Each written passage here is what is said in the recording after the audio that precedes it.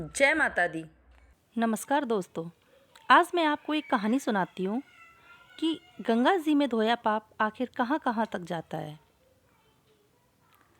एक बार किसी गांव में एक महात्मा सत्संग कर रहे थे। तभी कहीं से एक चोर आकर सत्संग में बैठ गया। महात्मा के सत्संग का इतना प्रभाव हुआ कि चोर को अपने पाप कर्मों से घृणा होने लगी। सत्संग समाप्त होने के बाद चोर महात्मा के पास गया और अपने पापों के प्रायश्चित का उपाय पूछने लगा। महात्मा जी ने बोला, गंगा स्नान कराओ, तुम्हारे पाप धुल जाएंगे। वह चोर गंगा स्नान के लिए चलने ही वाला था कि तभी वहाँ बैठे हुए लोगों में से एक युवक खड़ा हुआ और बोला, महात्मा जी, आप कहते हैं कि गंगा में स्नान करने से पाप धुल जाते हैं, तो इसका मतलब ये हुआ कि पाप गंगा जी में समा जाते हैं, मतलब गंगा जी भी पापी हो जाती हैं। युवक की बात का महात्मा जी के पास कोई उत्तर नहीं था, क्योंकि उन्होंने कभी इस बारे में सोचा ही नहीं था कि गंगा जी से पाप कहाँ जाते हैं। आखिरकार इस अनूठे प्रश्न का उत्तर जानने के लिए महात्मा जी तपस्या करने लगे। कई दिनों की तपस्या के बाद महात्मा जी पर देवता प्रसन्न हुए और प्रकट होकर बोले, वरदान मांग लो। महात्मा जी ने कहा, भगवान, मुझे अपने प्रश्न का उत्तर चाहिए कि गंगा में धोया हुआ पाप आखिर कहाँ जाता है। देवता अपने में मग्न, उन्हें भी पता नहीं था कि गंगा में धोया पाप आखिर कहाँ जाता है। अतः देवता बोले, चलो गंगा जी से ही पूछ लेते हैं। और दोनों गंगा जी के पास पहुँचे। महात्मा जी ने गंगा जी से प्रश्न किया, हे शीतल और परम पवित्र जल की अधिपति, हे माँ गंगे, कृपा करके हमें ये बताओ कि अनगिनत लोग जो आप में पाप धोते हैं, उनसे क्या आप भी पापी हो जाती हैं। गंगा जी ने प्रसन्नता से कहा, भला मैं क्यों पापी हुई। मैं तो अपना सारा जल पापों सहित समुद्र को समर्पित कर देती हूँ। उसके बाद उन पाप कर्मों का समुद्र देवता क्या करते हैं, ये उन्हीं से पूछो।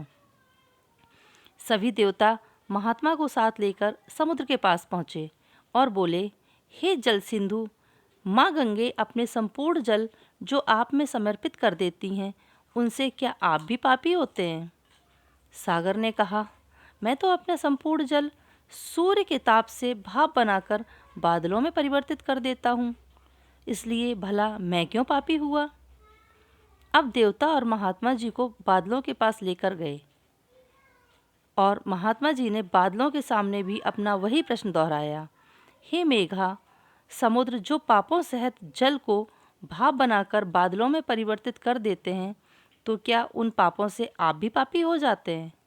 बादल बोले, भाई हम क्यों पापी हुए, हम तो सारा जल यथा ऋतु वर्षा पृथ्वी पर भेज देते हैं।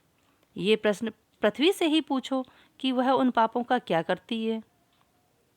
अब देवता महात्मा जी को पृथ्वी के पास लेकर गए और बोले, हे जगत को धारण करने वाली माँ धरती, बादल जल की बूंदों के साथ पापों की जो वर्षा करते हैं, तो वो पाप आप में समा जाते हैं, तो क्या उन पापों से आप भी पापी हो जाती हैं।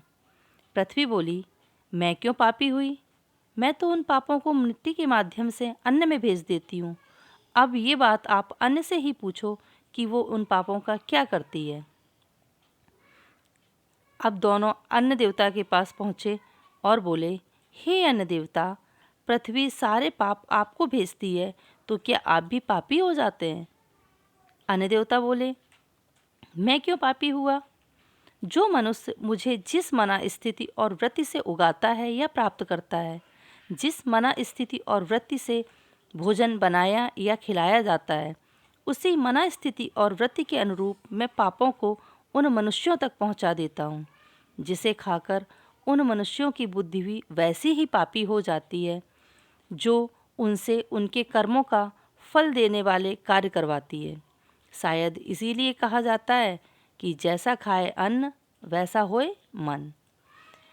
ये कहानी कितनी सच है ये महत्वपूर्ण नहीं है, बल्कि इससे एक बहुत बड़े सत्य को उद्घाटित किया है कि पाप कर्मों को गंगा जी में धोने का मतलब मन को पाप कर्मों से मुक्त करना है।